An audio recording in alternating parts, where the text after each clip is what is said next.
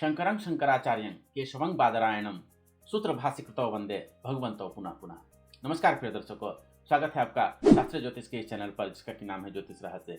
यहाँ हम ज्योतिष से संबंधित बातों को शास्त्र प्रमाण के आधार पर समझने की कोशिश करते हैं।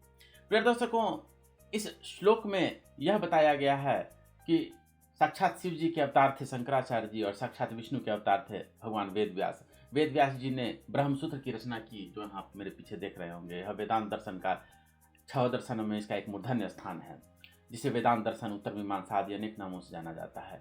तो जिन्होंने ब्रह्मसूत्र की रचना की उन भगवान व्यास को मैं नमस्कार करता हूँ, और जिन्होंने इन ब्रह्मसूत्रों पर भाष्य की रचना की उन शंकर के अवतार भगवान शंकराचार्य की मैं वंदना करता हूँ।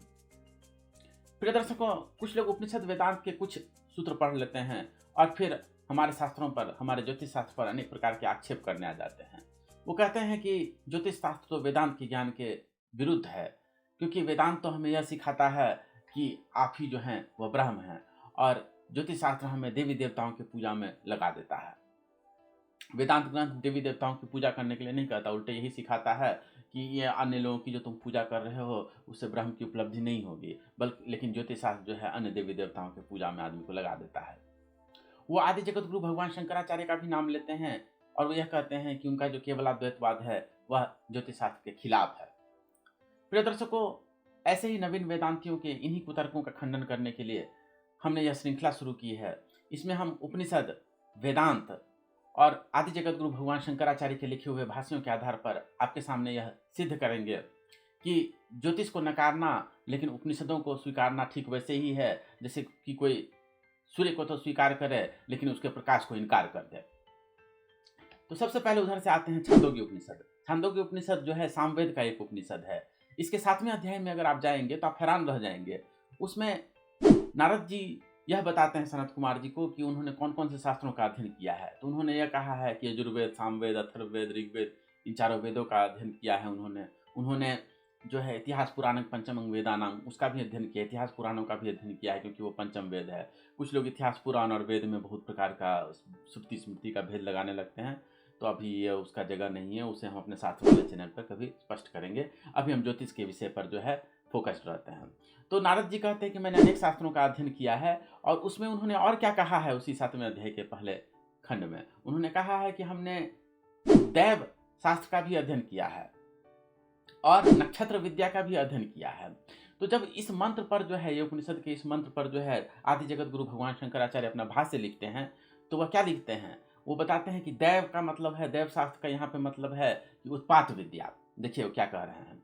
और नक्षत्र विद्या का मतलब है ज्योतिष शास्त्र। ये देखिए, नक्षत्र विद्यांग ज्योतिषम, यहाँ पे साफ शब्दों में आदि जगत गुरु भगवान शंकराचार्य बता रहे हैं कि ये जो नक्षत्र विद्या की बात कर रहे हैं नारद जी, वो क्या है? वह ज्योतिष शास्त्र है। तो आप कैसे कह सकते हैं कि आदि जगत गुरु भगवान शंकराचार्य ज्योतिष शास्त्र का विरोध करते थे या उपनिषद ज्योतिष शास्त्र का विरोध करते हैं? बिल्कुल भी नहीं। यह एक बहुत बड़ी भ्रांत अवधारणा है जो समाज में प्रचारित किया जा रहा है। आप आदि जगत गुरु भगवान शंकराचार्य जी की शिक्षाओं को सेलेक्टिवली चूज नहीं कर सकते, चेरी पिक नहीं कर सकते हैं। वेदांत जो है ज्योतिष शास्त्र का अनुमोदन करता है, उसे स्वीकार करता है, चाहे आपको यह पसंद हो चाहे नहीं हो। यह बहुत हैरान कर देने वाली बात है कि जो आजकल के जो स्वघोषित आचार्य होते हैं, जो अपने आप को वेदांत का आचार्य कहने लगते हैं, वो वेदांत के ही चीज़ों को, वेदांत के ही शास्त्रों को उन्होंने ढंग से अध्ययन नहीं किया है और वो उसी में अटक जाते हैं। अच्छा, इसी छांदोग्य उपनिषद के आप अगले अध्याय को पढ़ेंगे तो आप हैरान रह जाएंगे। इसके 8वें अध्याय में साधक बताता है कि वह ब्रह्म को कैसे उपलब्ध हो रहा है। तो अश्व इव रोमानि विधूय पापं चंद्र विराह और मुखात प्रमुच्य। प्रिय दर्शकों, आज 20 साल से ऊपर हुए जब कई सारे उपनिषद, रामचरितमानस, भगवद गीता, ब्रह्मसूत्र के भी कई सारे सूत्र और कई सारे मंत्र मुझे कंठस्थ ही हैं। तो अब एक एक मंत्र का जो है हम आपको विस्तार से अर्थ बताने लगेंगे तो बहुत लंबी वीडियो हो जाएगी, इसीलिए आप संक्षेप में इसका सार समझ लीजिए। इस मंत्र में यह कहा गया है कि जैसे घोड़ा जो है अपने पूंछ को हिला लेता है तो उसके धूल झड़ जाते हैं। अश्व इव रोमानि विधूय पापं, और चंद्र इव राहु और मुखात प्रमुच्य, चंद्रमा जैसे राहु के मुंह से निकल जाता है तो फिर से निर्मल, फिर से जो है प्रकाशमान हो जाता है, वैसे ही मैं ब्रह्म को उपलब्ध हो रहा हूँ। अब देखिए, यहाँ साफ साफ शब्दों में राहु के मुंह से निकलने की बात कही गई है कि नहीं चंद्रमा की। यहाँ पे चंद्र ग्रहण शब्द नहीं कहा गया। चंद्र ग्रहण शब्द तो एक टेक्निकल साइंटिफिक फेनोमिनन है। राहु के मुंह से चंद्रमा के निकलने की बात कही गई है। जो ज्योतिष शास्त्र को जो थोड़ा बहुत भी जानते होंगे वह भी जानते हैं कि चंद्रमा और राहु की युति के बारे में क्या ज्योतिष शास्त्र में क्या प्रचलित है। तो इस मंत्र में साफ शब्दों में चंद्रमा और राहु की युति के बारे में कहा गया है, जो ज्योतिष शास्त्र भी जिसका अनुमोदन करता है। अच्छा, इस पर जब शंकराचार्य जी भाष्य लिखते हैं तो कहते हैं हाँ जी बिल्कुल बिल्कुल यही अर्थ है इसका, इस मंत्र का यही अर्थ है कि जैसे घोड़े जो है पूंछ को झाड़ करके निकल जाते हैं, अपने धूल को झाड़ लेते हैं और चंद्रमा के मुंह से निकलने पर राहु प्रकाशमान हो जाता है, वैसे ही जो है व्यक्ति जो है ब्रह्म को उपलब्ध हो जाता है। तो आप बताइए, आदि जगत गुरु भगवान शंकराचार्य भी इसी बात को मानते हैं कि नहीं? जो बात उपनिषद भी कह रहे हैं, आदि जगत गुरु भगवान शंकराचार्य भी कह रहे हैं और यही बात जो है ज्योतिष ग्रंथ भी कहते हैं। तो आप कैसे कह सकते हैं कि उपनिषद आदि जो हैं वो ज्योतिष ग्रंथ को नहीं मानते हैं? प्रिय दर्शकों, ज्योतिष को नकारना वेदांत के एक मूल हिस्से को नकारना है। मुझे हैरानी होती है कि ऐसे वेदांती लोग जो हैं वो आंशिक रूप से अंधे हैं, सेलेक्टिव रूप से अंधे हैं या पूरी तरह से अंधे हैं। बहुत आश्चर्य की बात है कि कुछ आलोचक लोग एक तरफ तो उपनिषद और वेदांत की बहुत तारीफ करते हुए नहीं थकते हैं और दूसरी तरफ उसी की सत्यता से इनकार कर देते हैं। ऐसे कई सारे लोग मुझसे हो सकता है आयु में श्रेष्ठ हों, लेकिन हमारे उपनिषद मैत्रेयी उपनिषद का तो यही कहना है कि धन वृद्धा वयो वृद्धा विद्या वृद्धा तथैव च ते सर्वे ज्ञान वृद्धस्य किंकराः शिष्य किंकराः। इसलिए मैं कहूँगा, ज्ञान वृद्ध होने के नाते मैं कहूँगा कि ऐसा नहीं करते बेटा, ऐसा नहीं करते। पहले शिष्य तो बनो, पहले शिष्य बन जाओ, तब फिर बाद में जाकर के वेदांत के आचार्य बनना। शिष्य बनने ही नहीं, पहले सीधे आचार्य बनने आ गए। खैर, और चलते हैं आगे हम दूसरे उपनिषदों में। फिर उधर से आया बृहदारण्यक उपनिषद। देखिए, बृहदारण्यक उपनिषद के आप दूसरे अध्याय में जाएंगे तो वहां पे एक बहुत गजब की व्याख्या आई हुई है, गजब का एक प्रसंग आया हुआ है। वहां पे गार्ग्य बालाकी जो है अजातशत्रु से संवाद करता है। वो कहता है कि चंद्रमा में जो पुरुष है मैं उसे ही ब्रह्म मानता हूं। तो अजातशत्रु क्या कहते हैं, नहीं नहीं ऐसा मत कहो, अरे बृहद पांडरवासः सोमो राजेति वा अहमेत उपास। अरे यह जिसको जो आप कह रहे हैं ब्रह्म कह रहे हैं, चंद्रमा में जो पुरुष है वह ब्रह्म नहीं है, वह तो सोम राजा है, शुक्ल वस्त्रधारी सोम राजा है।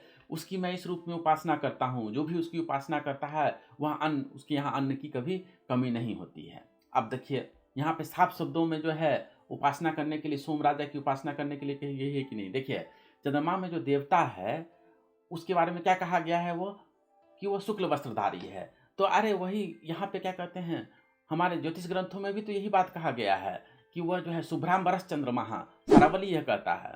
अगर आप बृहद पराशर होरा शास्त्र के तीसरे अध्याय में जाते हैं जहाँ ग्रह के स्वरूप आदि के बारे में कहा गया है, तो वहां भी कहा गया है कि हाँ जी ये जो चंद्रमा जो है श्वेत वस्त्रधारी है। अच्छा, यहाँ पे क्या कहा गया है, सोमो राजा। अरे वह सोम राजा है, सोम मतलब कि उसका एक नाम, चंद्रमा का नाम सोम कहा गया है। तो यही बात तो हमारे बृहद पराशर होरा शास्त्र आदि ग्रंथों में भी लिखा गया है। जातक पारिजात के दूसरे या तीसरे अध्याय में आप जाएंगे तो जहाँ पे ग्रहों के नाम आदि बताए गए हैं वहाँ पे यही कहा गया है कि सोम नाम जो है, चंद्रमा का एक नाम जो है सोम भी है। अच्छा, और क्या, राजा सोम, यहाँ पे उसको राजा कहा जा रहा है। तो आप जो है ज्योतिष ग्रंथों को देखेंगे, जैसे बृहद पराशर होरा शास्त्र कि इसी तीसरे अध्याय को देखेंगे तो वहाँ पे साफ शब्दों में उसे जो है सूर्य और चंद्रमा को राजा कहा गया है। सारावली में भी सूर्य और चंद्रमा को राजा कहा गया, कई सारे ज्योतिष ग्रंथों में इन दोनों को राजा कहा गया है। और प्रिय दर्शकों, आप ये जो वेदांत आदि की बात करते रहते हैं तो यह देखिए मेरे पीछे आप यह ब्रह्मसूत्र देख रहे होंगे। ये वेदांत का जो है 6 दर्शनों में जो सबसे मूर्धन्य जो है दर्शन शास्त्र है, उसका जो है एक मूर्धन्य ग्रंथ है। इस पर आदि जगत गुरु भगवान शंकराचार्य जी ने भी भाष्य लिखा हुआ है। तो इसके दूसरे अध्याय में आप जाएंगे तो दूसरे अध्याय के पहले खंड में एक सूत्र आया हुआ है, अभिमानी विदेशस्तु विशेषानुगतिभ्याम। अर्थात इसका जब भाष्य लिखते हैं आदि जगत गुरु भगवान शंकराचार्य तो कहते हैं हाँ जी, वो जो ये जो ग्रह आदि होते हैं, पृथ्वी आदि के भी जो है अभिमानी देवता होते हैं। तो देवता की स्थिति वेदांत भी स्वीकार करता है। जो उपनिषद में कहा जा रहा है कि चंद्रमा में जो अभिमानी देवता है उसकी मैं उपासना करता हूँ, या अजातशत्रु कह रहे हैं, तो वो इसको ब्रह्मसूत्र भी स्वीकार करती है। इसको जो है आदि जगत गुरु भगवान शंकराचार्य जी भी उसके भाष्य में इसको स्वीकार करते हैं कि हाँ जी उसके देवता होते हैं। तो जैसे स्पिरिचुअलिटी में आप ये पढ़ते हैं कि आपका आत्मा है, उसी तरह से इन ग्रहों के आदि के भी आत्मा की आदमी, उसके अभिमानी देवता की बात कही गई है। उसको इनकार करना और आत्मा को स्वीकार कर लेना यह संभव नहीं है। तो ये जो कुछ लोग कहते हैं कि अरे वेदांत तो जो है सिखाता है ब्रह्म की उपासना करना और आप जो है देवी देवताओं में लगा देते हैं, वो बिल्कुल गलत बात सिखा रहे हैं आपको।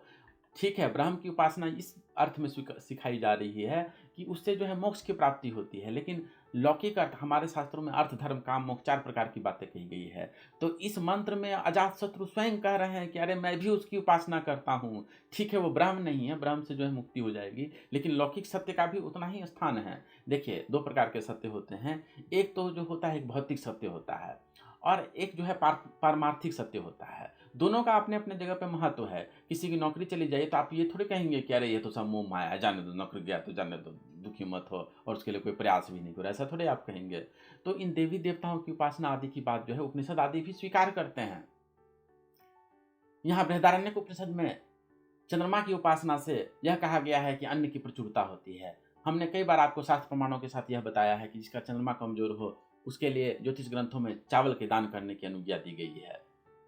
तो प्रिय दर्शकों, यह जो विषय है कि देवी देवताओं की उपासना आदि करने के बाद यह उपनिषद भी स्वीकार करते हैं, वेदांत भी स्वीकार करता है, आदि जगत गुरु भगवान शंकराचार्य भी इसको स्वीकार करते हैं, और ज्योतिष ग्रंथों में भी यही लिखा हुआ है। प्रिय दर्शकों, अगर कोई व्यक्ति आदि जगत गुरु भगवान शंकराचार्य जिस उपनिषद को स्वीकार करते हैं, जिन बातों को, जिस ज्योतिष शास्त्र को स्वीकार करते हैं, उसको नहीं स्वीकार करें और फिर भी आदि जगत गुरु भगवान शंकराचार्य का नाम लेता रहे, उनकी तारीफ करता रहे, तो इसका क्या अर्थ निकलता है, आप ही बताइए।